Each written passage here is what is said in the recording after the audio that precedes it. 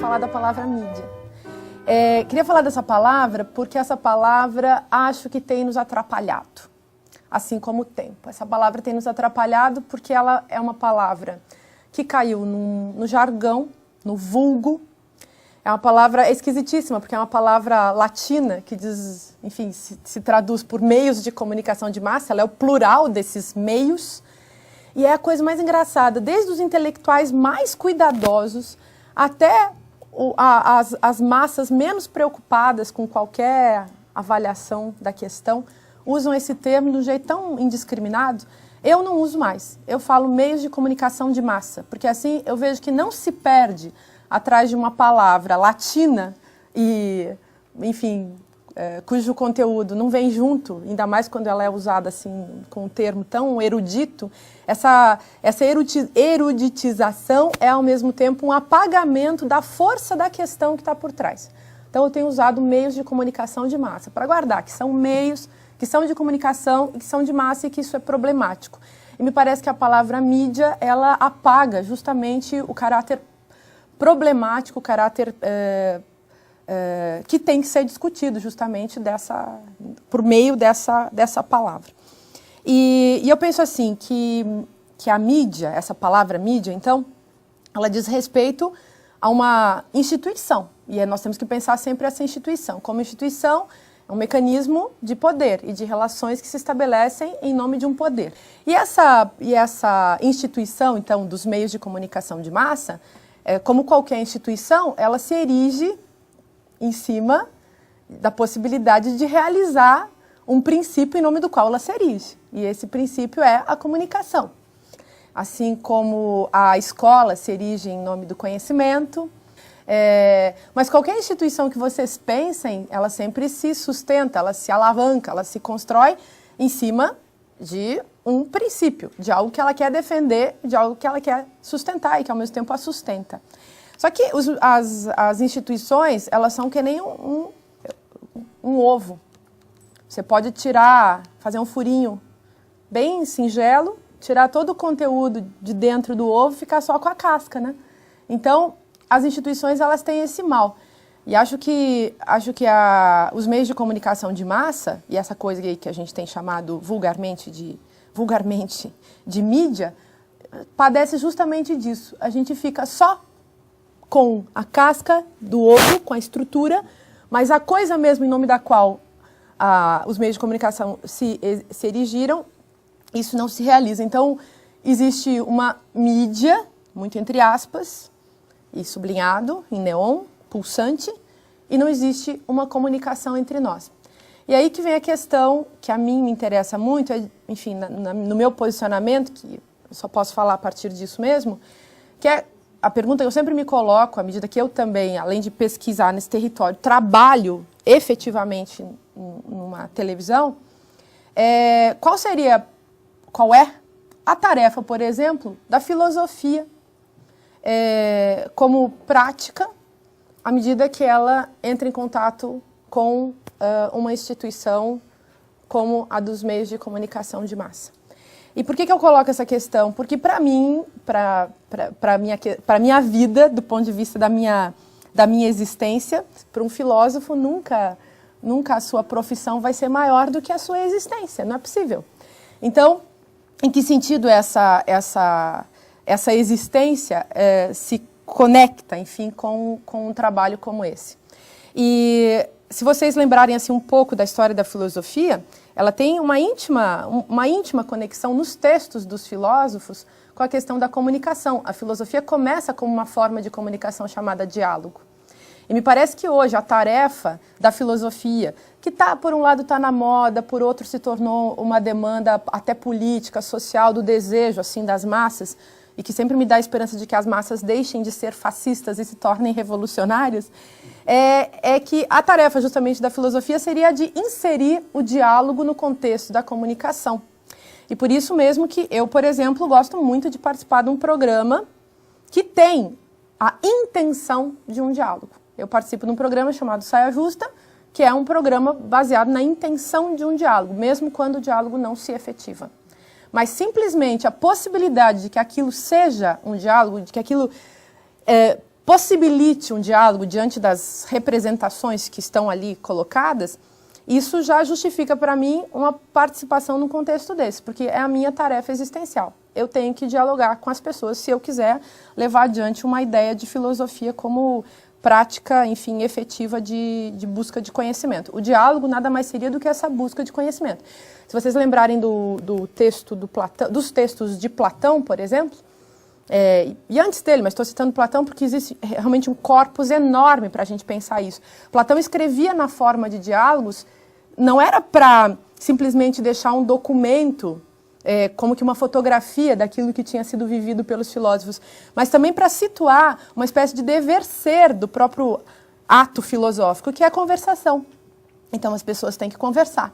E conversar implica justamente estabelecer um método, um trânsito, digamos assim, entre linguagens que carregam racionalidades e irracionalidades, afetos, e por isso, claro, o diálogo sempre vai buscar um encontro, não necessariamente um consenso, mas não necessariamente também um dissenso. Ele vai buscar sempre construir encontro entre as pessoas, e é desses encontros, se a gente seguir um outro filósofo chamado Spinoza, por exemplo, que vai surgir essa sensação de alegria, né, de capacidade de produzir, de criar e de inventar coisas novas.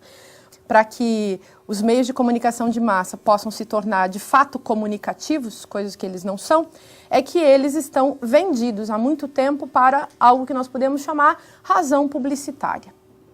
Então, as falas nas televisões, nas rádios, nas revistas, onde quer que a gente, com raras exceções, são falas sempre voltadas a um objetivo, que é o objetivo publicitário. O que é a publicidade? A publicidade é a espetacularização de tudo. E aí vocês podem lembrar do velho e bom livro que sempre vale a pena ler e reler, que é A Sociedade do Espetáculo, do Guy Debord. É bom ler esse livro e viver com ele por perto. É bom mesmo, porque é um livro totalmente subversivo, irritado, incomodado e cruel. Cruel com a nossa vida. Acho que a partir daquele livro, daquelas ideias do Guy Debord, se nós tentarmos sobreviver, talvez a nossa perspectiva naquela base possa se tornar um pouco mais justa, nessa intenção que vocês colocam aqui, o que é possível, né? Então, construir o que é possível diante daquela crítica bem cruel me parece uma coisinha que nos coloca numa plataforma justa, né, de discussão. Mas então, essa transformação da comunicação em publicidade atrapalha tudo. Atrapalha tudo porque as pessoas não estão nunca falando aquilo que elas pensam, e sim falando aquilo que pode ser vendido como um desejo para as tais das massas. Que é uma pergunta, inventei para mim mesma, sempre eu uso e falo lá para os meus alunos, que é assim, se você quiser saber se uma pessoa tem uma personalidade fascista, você faça a seguinte pergunta a ela. E, sobretudo, faça essa pergunta a jornalistas, faça essa pergunta a diretores de televisão, faça essa pergunta até a seus professores, faça essa pergunta a quem tem qualquer tipo de poder na mão. Você considera que as massas são ignorantes ou não? Se a resposta for positiva, a pessoa é um fascista. Aí se coloca, na verdade, por baixo dessa pergunta, está em jogo justamente se o indivíduo considera que o outro que ele não conhece pode ser alguém capaz de dialogar com ele. Um fascista nunca quer dialogar, ele sempre considera que o outro é um estúpido. Então, para mim, isso parece muito básico. E a publicidade considera, e ela é fascista sempre, porque ela considera sempre que os outros são estúpidos. O outro é sempre um idiota que vai comprar o meu slogan. O outro é sempre um imbecil que vai comprar o meu discurso.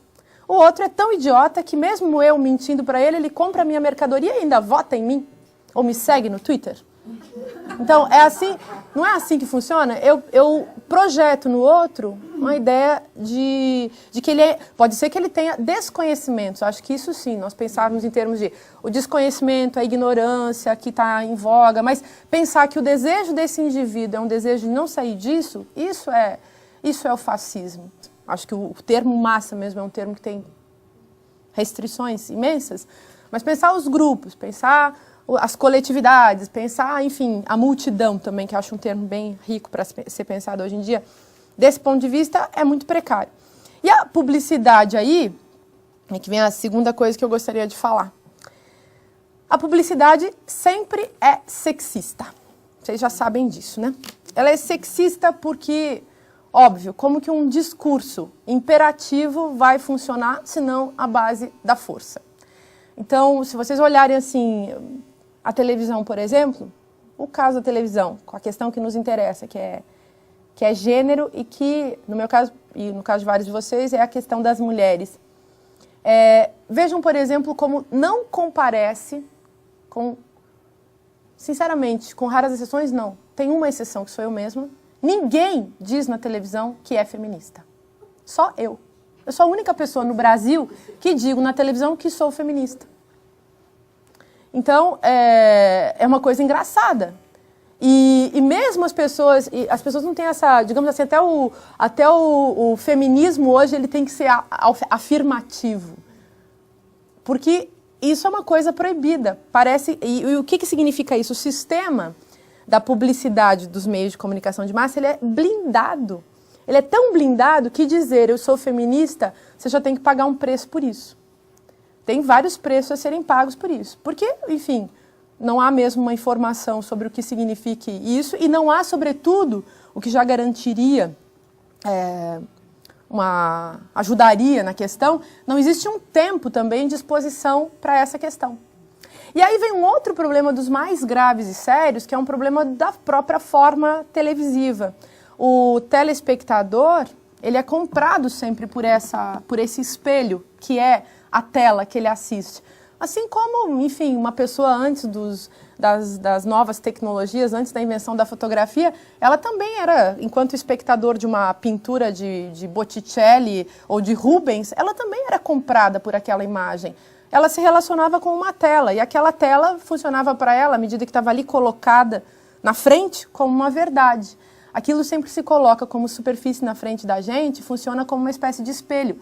Vocês acreditam no que eu estou falando pelo simples fato de que eu estou aqui colocada na frente dos olhos de vocês como uma cena.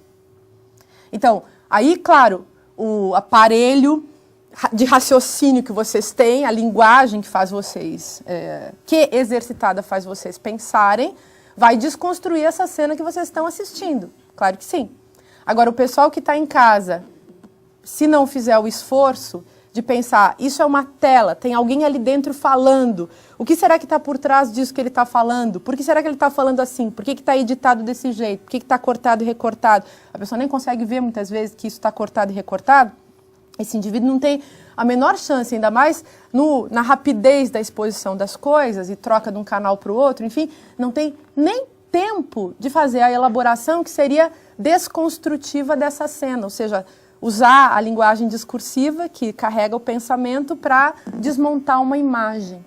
Então, o telespectador é um sujeito condenado à própria ignorância e ele é condenado pela própria forma, a forma que carrega um tempo onde ele é aniquilado no seu próprio lugar, né, de sujeito. Ele é, assim, para falar um termo que eu acho que também está muito em voga nas discussões atuais, ele é dessubjetivado, né? Você é dessubjetivado, você é arrancado de você mesmo e nunca mais é devolvido. E por isso a imagem é alienadora. A imagem é alienação. E aí vocês pensem assim, vamos falar do clássico, o clássico, mulher na propaganda de cerveja, que é tão divertido, né? Eu acho tão fabuloso isso, porque eu tive um debate há um tempo atrás com os publicitários que fazem propaganda de cerveja.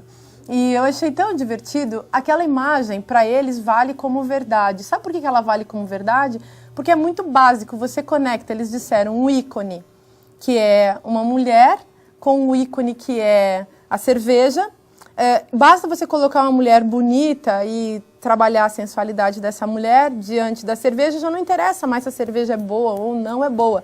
É óbvio que o produto, é óbvio que aquilo que poderia ser o real valor concreto, material da coisa, já se perdeu há muito tempo. E a gente vende, na verdade, é só o desejo por aquela mulher. Então, na forma de uma iconização, vende-se aquele desejo. E o que se julga dali, daquela propaganda? Que o homem que vai comprar a cerveja, ele é, de fato, um sujeito sem pensamento. Isso os publicitários falaram com a maior tranquilidade. Ele é um sujeito tosco, ele é um sujeito sem pensamento. Ele vai comprar aquela cerveja tranquilamente porque aquilo é o que foi dito a ele que ele deve fazer por meio de um discurso, que é o mesmo discurso que o padre da igreja usava quando ele colocava via crucis para as massas analfabetas, para que lessem, enfim, nas paredes da igreja. Então, é uma coisa tão simples que chega a ser até constrangedor de discutir isso, porque você sempre, enfim, a gente fica confiando na inteligência das pessoas, mas a inteligência não é, assim, ela é um poder e ela não é uma mercadoria barata. Então, ela é uma mercadoria, para falar em termos de mercadoria, muito cara. Uma mercadoria no Brasil pela qual você paga um vasto dinheiro na sua educação, na leitura, na possibilidade de ter acesso à cultura, enfim. Então pensemos assim, ela é muito cara, barato é você realmente comprar uma ideia pronta. E é realmente constrangedor ainda ter que discutir isso, que as ideias vêm prontas e que há de fato uma interrupção, para falar em termos de indústria cultural, que é justamente o que significa publicidade. Existe uma interrupção da capacidade de pensar dos sujeitos que são, porque não tiveram formação, porque não tiveram tempo, porque não tiveram espaço, porque não vivemos, enfim, numa cultura que valorize isso. Indivíduos que são incapazes de fazer conexões entre o campo da linguagem, do transcendental, onde moram os conceitos, enfim, que é a experiência que a gente está fazendo aqui agora, à medida que a gente está pensando, e a empiria, a vida concreta, aquilo que está colocado aqui para os nossos sentidos como dados, né, que a gente vem recebendo, informações assim da vida concreta. Para o meu gosto, assim, parar para tentar fazer uma conexão entre esses dois lugares, né, esse lugar dos meios de comunicação, a tarefa, enfim, daqueles que se envolvem com o diálogo diante ou no campo, né, dos meios de comunicação, que, enfim, é um campo no sentido político do termo, né, um campo de concentração. E esse tema, então, da publicidade enquanto esfera de prática do sexismo. Enfim, mais ou menos essa a minha colocação. Muito obrigada.